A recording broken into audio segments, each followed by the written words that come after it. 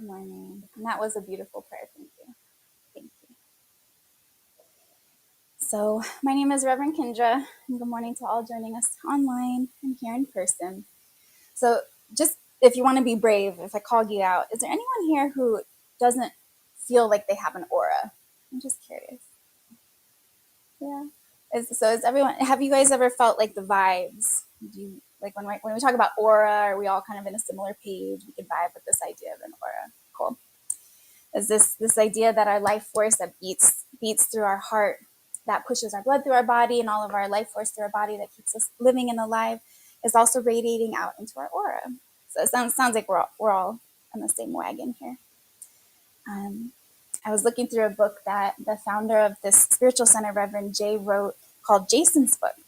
And I just caught on a paragraph on page 65 where he had written that some auras are like a forest with hardly any light, and others are like greenhouses with clean windows, fresh air circulating, and where happy, creative energies and thoughts flourish. And it just got me thinking about the environment of our aura. And I enjoy thinking about the elements as we move through the seasons and nature. And I follow astrology, and that's very much about the elements. And so I started to think about my aura from an elemental perspective. And elements meaning just like out in nature, the water and the earth and the light, the fire and the clean air. And then when Reverend Jay, when I read about greenhouses, I started to think about our aura as a greenhouse. And then I started to think, I was like, the coffee was starting to kick in, and I'm thinking, like that's a nice thought, but my goodness, I'm growing things in my aura. I'm growing things, and we're moving into Taurus season, and thinking about the garden and spring and growing things. And so I just started to think, what am I growing in my aura, in my greenhouse? And we can look at the metaphor of the elements as related to, or associated with parts of us. And we go through this with astrology. It's similar in the tarot deck of fire being that light within us, that spark, that fire of our spirit, and the air being our mind. Our thoughts are like the wind, air, and the mind. And the earth element being our bodies, the physical, our nutrition, our food, our physical environment, and the water being our emotions. And so many of you are already familiar with this. And so it got me thinking, and I just wanted to share with you today, what is the environment within our aura from an elemental viewpoint? You know, rarely, but I'm just curious, for me, rarely. Have you ever felt like you were in a perfectly peaceful, balanced time within your aura? Yeah? You guys have hit that sweet spot? Cool. Yeah, I'm trying. I try all the time. And then have you ever felt like it was turbulent? Have you ever felt like it was turbulent within you? Yeah. I think often too, our minds being the wind and our emotions being the water, and how I can create a hurricane in my own aura. And that's what we're living in. And that's what Reverend Jay taught. That was so cool, that sometimes we would come and speak to him and we'd tell him all of our problems, that sort of thing. And sometimes he just had such a cool look in his eyes. And it wasn't that he didn't care, but he truly could just witness someone else's world and have compassion for that. Like, wow, you're in a world of hurt, he said to me once. Wow, you're in a world of hurt right now. I was like, yeah, you're right. And it didn't affect him at all. And I just thought that's so cool. He was able to look at my greenhouse and just be without absorbing it. And as I continued reading this book, Jason's book, on page 65, he wrote, I remember a man that said to me once that his aura went off into infinity.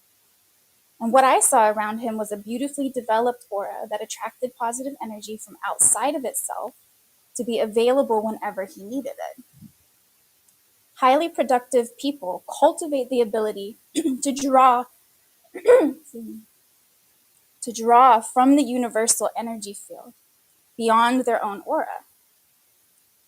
And when they are being creative, they can draw from this inspirational power without depleting their own aura's energy, without depleting their own energy.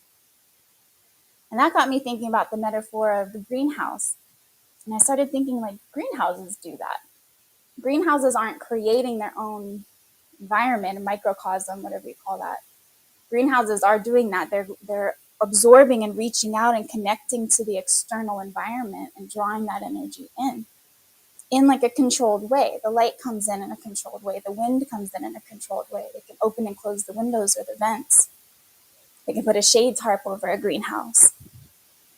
So, and we have to water inside the greenhouse, just in case it doesn't get the rain. So just a controlled environment or a designed environment. And this idea of elemental balance. And so if we're this greenhouse, our aura is a greenhouse, how do we know what we're absorbing? How do we know what we're absorbing? And so I continue to read this book, and it's so cool. It's like each paragraph kind of just glowed to me, telling this little story. And in another paragraph on page 66, he wrote, "There are many patterns that exist in individual auras, in accordance with the thought patterns of the person. What exists in the aura represents what one has created." So what exists within the aura represents what we've grown in our greenhouse. "The aura field will attract happenings compatible with it without you even being conscious of that process until the circumstances of your life require your attention." And so to me, that was a really eloquent way to say, you may not realize what you're doing until, stuff hits the fan. It's really, until the circumstances of your life require your attention, the aura field will attract happenings compatible with it. And so after kind of processing that, it gave me a little bit of confidence, because I may not know how to do this life. These last few years have been so uncertain. There's been all these different choices and changes and adjustments and learning. It's like the environment in our greenhouses have been changed so much. So I might not know how to do this life, but I do know a little bit about the theory of greenhouses. If I can take it back to the simplicity of the elements within me, and what I'm seeking or absorbing, I can deal with that. So another paragraph, as we continue this story, wrote, "Once when I was out of sorts within myself and my world, I bought a self-help book." This is what Jay wrote. "It contained many good thoughts and ideas, and I worked at those exercises diligently." And he goes on to say, but it didn't work well for him for long. He wrote, "If I had already been more positive in my outlook on life, I would have enjoyed success. But since I still held self-destructive thoughts and ideas, what developed was an even deeper hole of self-rejection." And so I started to think of that in the analogy of this greenhouse of, for example, let's say you're trying to grow tomatoes, but you've got all of this, our dear friend, the raspberry or blackberry bush, all of that. Thank you. Thank you very much. Growing in the greenhouse, you can add more light, you can add more elements, you can add more growth, but it may just grow something that you're not looking to grow. And he wrote, "The negativity in his field, in my field, was being fed along with the positive.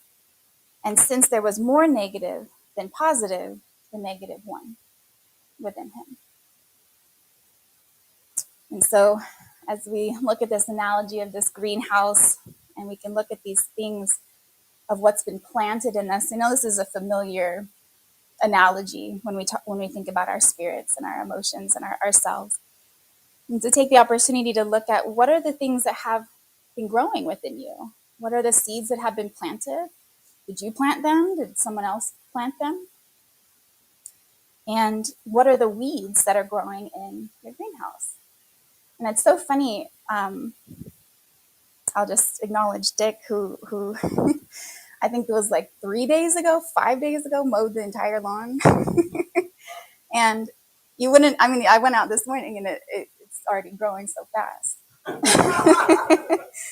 And it looked so beautiful after you did it. And it still looks beautiful, but thank you for the water. And so it just got me thinking in this season of Taurus where the sun's coming back out, it's getting warm again. These things within us, so these things that outside of ourselves, may grow quite quickly. So it might be a good time of the year to think, what are the weeds that are in our fire and our spirit? What are the weeds that are in our mind? What are the weeds that are in our bodies? Like sugar or whatever, what are you feeding, for example? And what are the weeds in our emotions? And then what kind of greenhouse do you want to have? What do you want to have this year? What do you want to grow this year? Jay would recommend when we weed our garden, he would call it cleaning out the closet. When we weed our garden, he would suggest doing up to 10% of what you can handle comfortably. And I remember when I first got here, I was a lot younger and dumber. And I would think, oh, what a wuss, 10%. I'm here to do the work. I'm here to do the shadow work. I'm going to burn it out. I'm going to do the work. But he would say, no, up to 10% of what you can handle comfortably. So like a microdose, up to 10% of what you can handle comfortably. And as I listened to him and I started to do it that way, I noticed how much calmer my nervous system was, how I could change something in my mind and my spirit, so fire and air, and my body and my nervous system could comfortably adjust to it. And then my emotions would go along with it. And then I had the opportunity to peacefully observe another part of myself in my emotions and say, okay, there's another little piece. And it just became this harmonious, chill process of alchemy within, alchemy within. Another beautiful way to move in a stable, progressive way is through what we do with our moon ceremonies, which I know many of you are familiar with, where just like in a greenhouse, we plant a seed and we do some weeding. On our new moon, we plant a seed, and on the full moon, we weed something out. And every new moon and every full moon is in a sign that has to do with an element. So it's not complicated. It's just 4 elements. We go round and round, new moon, full moon. And we get to look at those parts of ourselves with 2-week breaks in between that allow us to alchemize in a comfortable way. And so something that I'll hope to touch on in another talk, it's a whole nother talk, is this concept of our book of life, where just really briefly this idea that our life has already been written, or the things our soul wanted to accomplish or achieve or get to in this life, we've written in our book of life. And Jay would share that our guardian angel is responsible for watching us and making sure we stick to our book of life, which I like that idea. Who knows what's true, but I find a lot of comfort in that. And so to close with our simple analogy of our aura as a greenhouse, Jay wrote on page 68, properly balanced, your aura lets in only those elements necessary to master this game of life. So properly balanced, our aura lets in only those elements necessary to master this game of life and to be as fully successful as the potential in your book of life states. You came here to prove that all of this is possible, and it is absolutely true that you are never given a task greater than your ability to overcome. The perfect greenhouse, these are my words, the perfect greenhouse is already within us. It's written. I find quite a lot of comfort in that. And so with that, I'd love to go into a little meditation, short meditation. And this morning, as we were gathering, I was just sort of thinking about this message and looking around the room and really feeling like there are some powerful greenhouses in here. I could feel it, and it was pretty cool. And so as we just take a nice deep breath, and coming to the center within you, at your heart, and taking a moment to acknowledge, just in this metaphor, these 4 parts of us, our bodies, and our minds, our spirit, our fire, and our emotions. And as you feel out into your aura, whatever that feels like or looks like to you, you can begin to maybe acknowledge those outer edges or those windows of your greenhouse, maybe your soul's garden. And you can take a gentle cloth with some natural cleanser, if you wish, and begin to just gently wipe off the walls of your greenhouse.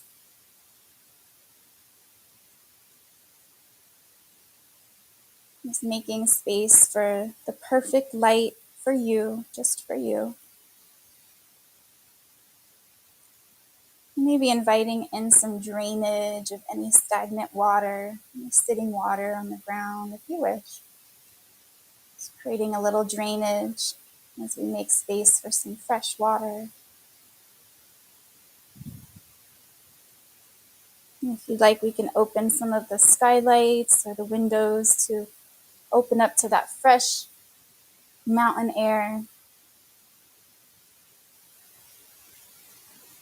creating space within us for some new thoughts.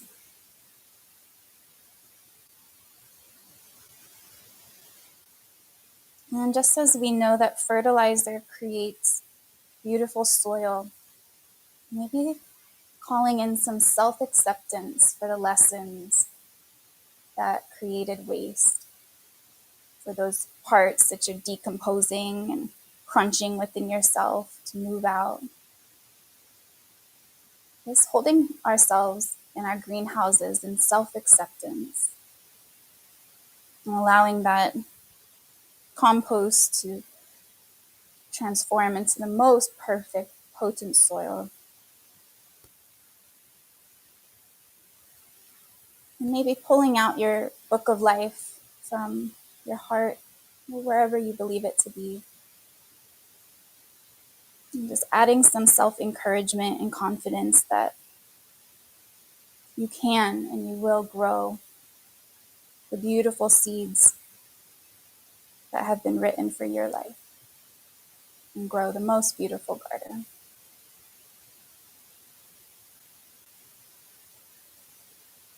And you can take another nice deep breath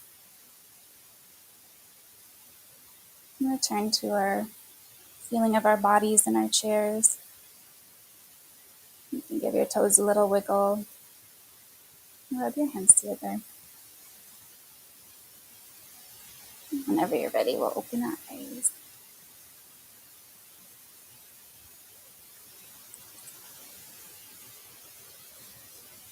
And thank you so much. And happy Taurus season. And have a dimension back up.